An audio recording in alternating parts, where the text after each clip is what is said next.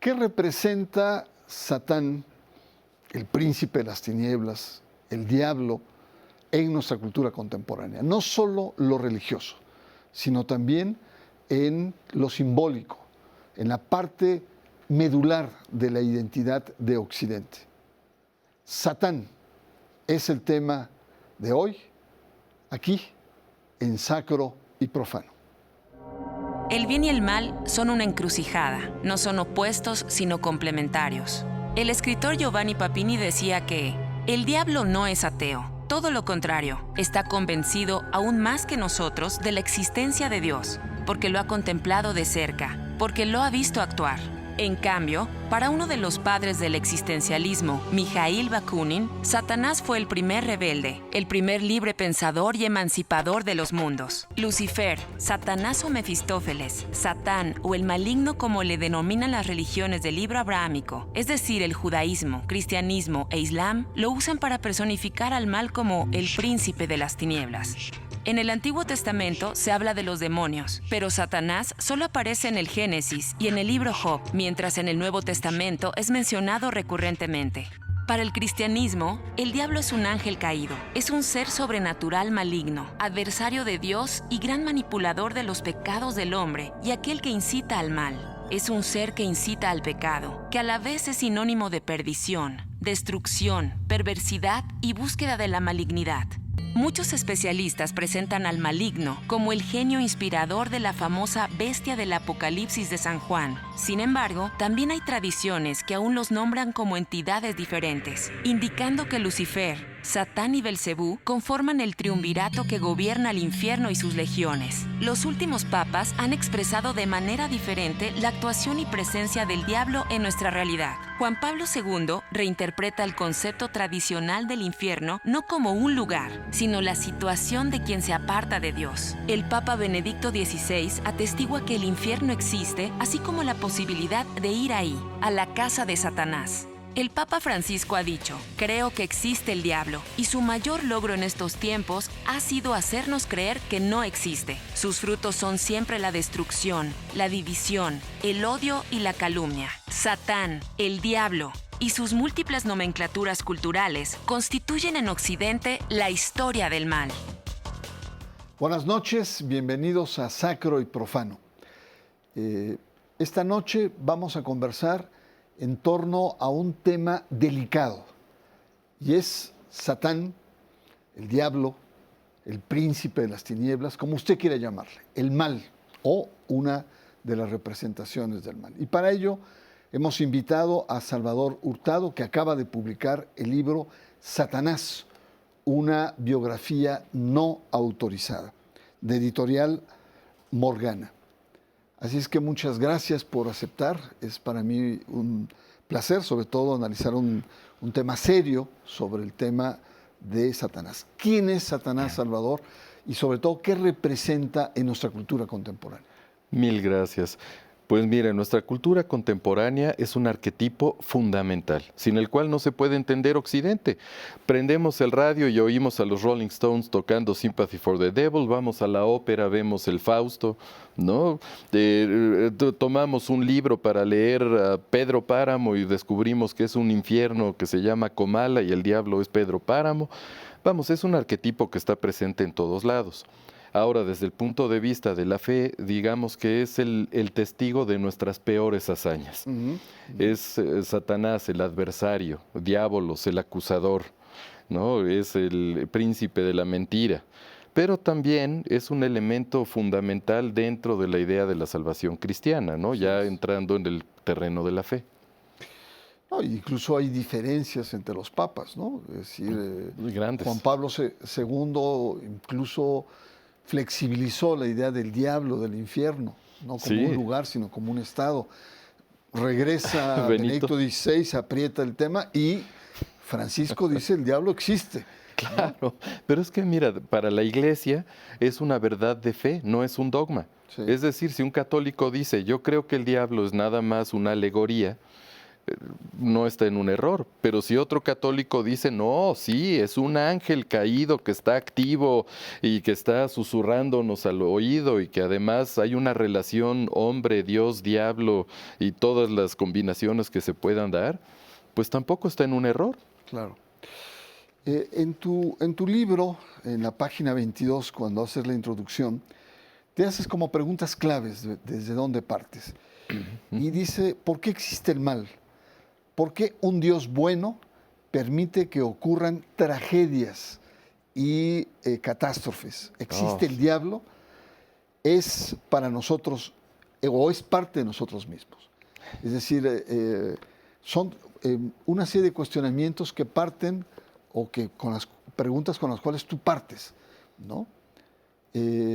Realmente el Dios representa el bien, lo bueno, lo magnífico, y si no existiera la maldad, entonces, ¿dónde quedaría la bondad? Bueno, es que aquí tenemos un tema muy espinoso, que es el tema de la libertad. En otras palabras, los católicos no entienden, y los cristianos en general, el mal como algo en sí, sino más bien como una ausencia. Para poner un ejemplo, hablemos de la luz y la sombra. No son complementarias. Para crear una sombra hay que hacer una luz y poner un objeto que la bloquee y se hace una sombra. En un cuarto totalmente oscuro no podemos hacer luz de esa oscuridad. Entonces no son complementarios. Y así es como se ve al mal en comparación con el bien. Ahora, para que nosotros pudiéramos ser perfectos a imagen y semejanza de Dios, teníamos que conocer la ciencia del bien y del mal, el fruto prohibido, ¿te acuerdas? ¿No? En donde la serpiente, como una especie de Prometeo, les lleva a los primeros padres, Adán y Eva, a comer este fruto prohibido. Esto es fundamental, porque entonces al ser humano, como decía Claude Lévi-Strauss, el gran antropólogo, investigador, no podemos entender al ser humano sino como un ser ético. Es decir, una persona que tiene una idea de lo bueno, una idea de lo malo, y tiene que elegir entre las dos. Muy bien, vamos a una pausa, vamos a retomar esos temas, pero quizá con una jiribilla, con un enfoque diferente. Okay. Estamos conversando sobre Satán, aquí en Sacro y Profano.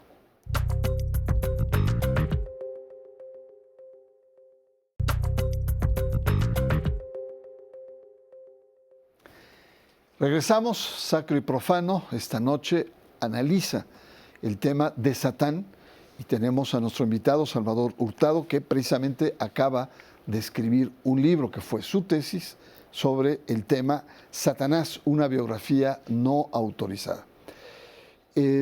Salvador, te invito a que veamos un breve video donde el Papa Francisco, en torno a los terremotos de septiembre de 2017, nos plantea el tema de la presencia del demonio en México.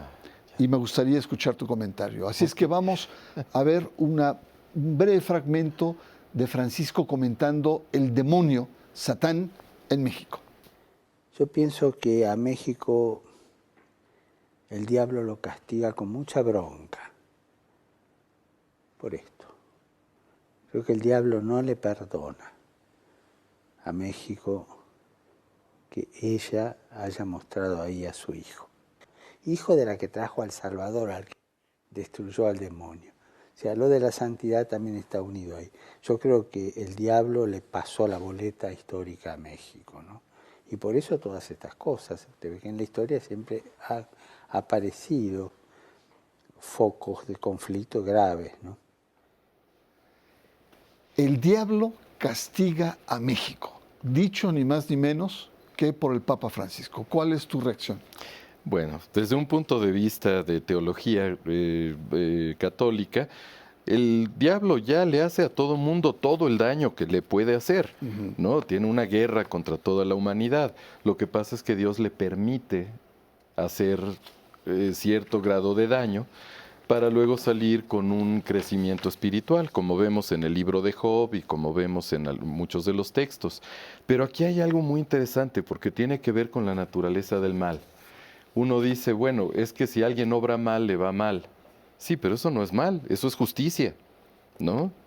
La naturaleza del mal consiste exactamente en que el inocente sea el que pague, porque es arbitrario, porque es injusto, porque es cruel, ¿no? Justamente de eso vino a salvar Cristo, ¿no? Porque ni modo que viniera a salvar de la obra del Padre, vino a salvar de este mundo que es a donde fue arrojado Satanás, de acuerdo con el libro de las Revelaciones y con múltiples citas de las Escrituras.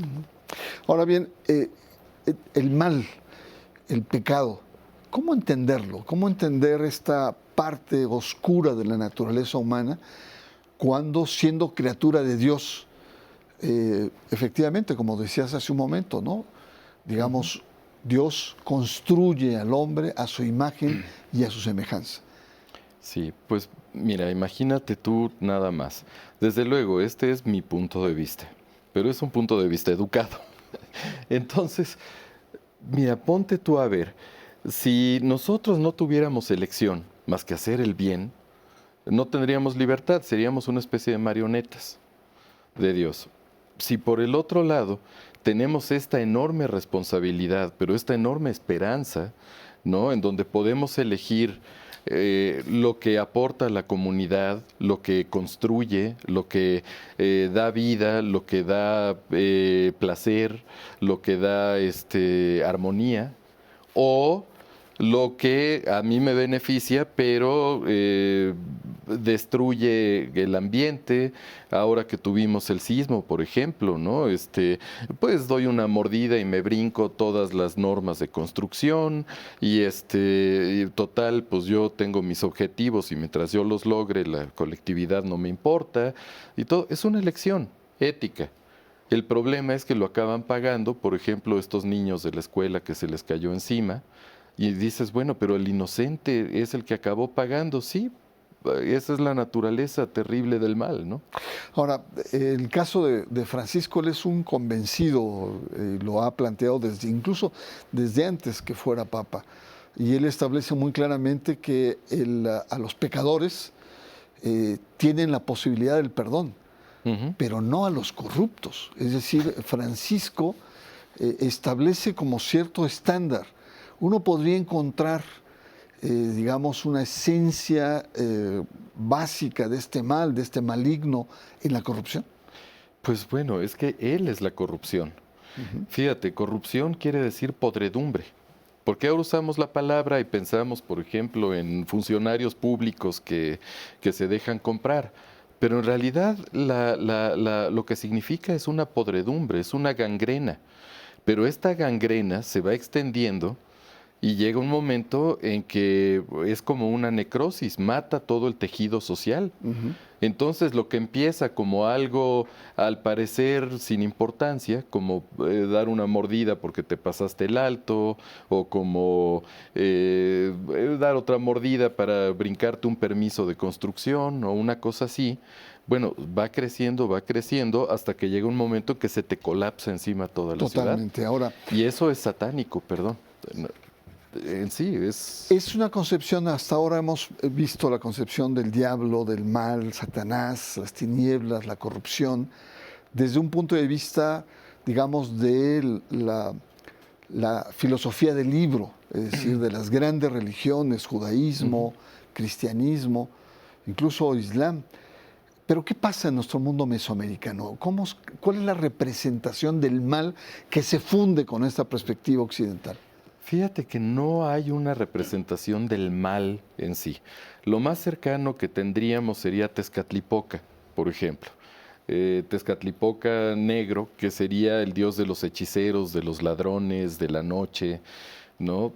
Pero es más un dios de la fatalidad. En ese sentido está más emparentado con el Loki de los escandinavos que con nuestro diablo. Y tenía una función, además, dentro de esta cosmogonía prehispánica.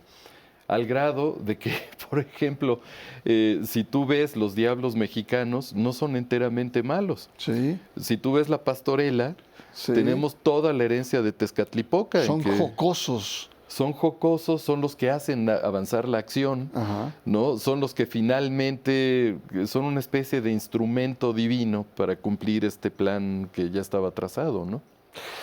Pues muy bien, ha sido muy interesante, muy ilustrador el tema del diablo, el demonio, no solamente en nuestra cultura contemporánea, sino cómo se funde con nuestras raíces mesoamericanas, que es otra parte de nuestra identidad.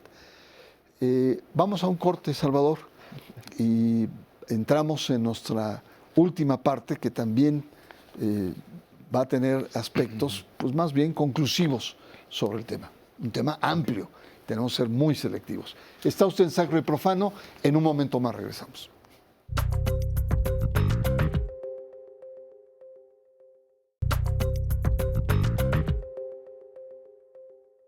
Regresamos. Satán, el diablo, un tema muy vasto, muy amplio, que abarca diferentes dimensiones, no solamente lo religioso, sino también lo simbólico, lo lúdico y sobre todo un tema ético entre el bien y el mal. Para usted, ¿existe el mal? Si no existiera el mal, ¿qué sería del bien? O al revés, como la luz y la sombra, ejemplo que nos acaba de poner. Ahora, Salvador, vivimos momentos de fundamentalismos, donde el tema del bien y el mal se ha polarizado, ¿no? Reagan, que enfrenta al imperio del mal, un poco los fundamentalistas también tipo Donald Trump, que habla en nombre del bien y un bien cristiano y enfrenta. ¿Cómo ves esta relación, esta tensión, y evidentemente en tu tema que es Satán, frente a esta polarización de los fundamentalismos que le hacen menudo favor a tu biografiado no autorizado? Bueno, mira, tenemos que recordar que el término fundamentalista ahora siempre se usa con la palabra islámico, ¿no? Fundamentalistas islámicos. Pero en realidad el término se inventó para los fundamentalistas cristianos, claro, para los evangélicos del Bible Belt, que quiere decir los que toman la escritura al pie de la letra. Nosotros hacemos un exégesis de la Biblia porque creemos que es un texto que está construido a base de un montón de símbolos. Exégesis quiere decir interpretación. Exactamente, que hay que interpretar esos símbolos. Y los fundamentalistas dicen no, si aquí dice que en 7 días se hizo la creación, entonces son 7 y ni uno más ni uno menos y son los días de 24 horas que conocemos, ¿no? Entonces, estamos hablando de dos universos muy diferentes y un tanto ajenos al catolicismo. Ya el catolicismo tuvo sus épocas de fundamentalismo y de absolutismo terrible. Pero en este caso tenemos la visión del mundo protestante con la visión del Islam radical. Porque también hay un Islam mucho más moderado, mucho más... Que es la mayoría. Que son la mayoría de los musulmanes, ¿no? En el mundo.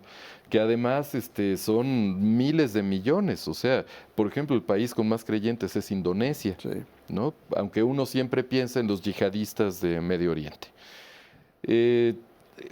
Bueno, aquí lo que sucede es que estamos ante una visión apocalíptica, que es importantísimo, porque el Apocalipsis, que es en donde hay más menciones de Satanás en toda la Biblia. Incluso hay sus orígenes, su historia está ahí. Exactamente. Es el único libro profético que tiene el cristianismo. El Antiguo Testamento tiene muchos, pero el Nuevo Testamento tiene un libro profético que es el libro de las revelaciones. Ahora, yo no estoy hablando nada más para los creyentes, también estoy hablando para los que no creen. Porque aunque no estoy diciendo que sea una profecía que se va a cumplir, lo que estoy diciendo es que es un libro que es absolutamente influyente en cómo vemos al mundo en Occidente. No, es interesante, incluso en tu libro tú señalas muy claramente que hay menos menciones en el Antiguo Testamento, sobre todo en el Génesis, y hay mucho más menciones, tampoco no muchas, en los nuevos evangelios, ¿no? Sí. Y sobre todo en Apocalipsis. Sí. Ahora, estamos llegando al final del programa. Antes de pedir tus conclusiones, tú en la parte final te preocupas por uno de tus entrevistados sobre si existe o no el diablo. Yo sí. le preguntaría a Salvador Hurtado, ¿el diablo existe? Pues mira, indudablemente existe como concepto, como idea, como imagen. Lo entiendo, sociológicamente existe. Sociológicamente porque es está innegable. presente en nuestra cultura. Claro. Pero yo te pregunto a tus adentros, mi querido Salvador. Mira, Después de haber hecho años de estudio sobre el tema. Entonces me aparto de todas las fuentes autorizadas y me quedo con mi folclore personal que tus televidentes podrán tomar por lo que es. Yo creo que si nos planteamos un mundo materialista, únicamente lo que nosotros podemos percibir por los sentidos, tenemos un universo alrededor. Pero si además hay una lucha cósmica entre el bien y el mal, y nosotros somos parte de esa lucha, y que además lleva eones y siglos, de repente el universo para mí se vuelve misterioso y se vuelve verdaderamente gigantesco. Creo que hay muchos universos que están dentro de toda esta mitología y que hacen muchísimo más compleja la realidad y más sorprendente. Entonces yo elijo sí creer, pero es una elección que hago también como autor de obras de ficción o como mi formación como director de escena. Salvador, estamos ya finalizando, ya tenemos unos cuantos segundos. ¿Por qué el televidente que amablemente nos está siguiendo tendría que leer tu libro? Bueno, porque como dijo Musil en El hombre sin atributos, dijo, yo no creo en el diablo, pero si creyera me lo imaginaría como un entrenador que incita al cielo a batir grandes récords. Uh-huh. Finalmente es un arquetipo y es un símbolo sin el cual no se puede entender el mundo occidental. Es un símbolo con el que lidiamos todos los días, desde los videojuegos hasta los conciertos de rock, pasando por la cultura clásica. Es verdaderamente ineludible. Entonces, conocer este arquetipo, conocer sus implicaciones, es conocer a nosotros mismos, conocer nuestra propia psique y nuestra propia sombra y entender nuestra cultura occidental. Salvador, yo te agradezco mucho. Yo estoy seguro que ha sido muy interesante. Nos has dejado muchas preguntas. Yo creo que a usted también muchas interrogantes. Así es que yo le invito a que adquiera este libro, lo lea. Es interesante, es una reflexión madura que sobre todo en torno al tema de Satanás, en realidad toca el tema del corazón de nuestra cultura, del corazón de nuestra naturaleza humana. Y por lo tanto merece la pena en torno a un personaje real, ficticio, simbólico, que es parte de nosotros, ¿sí? De usted y de mí. Muy buenas noches, aquí en Sacro y Profano, lo espero la próxima semana.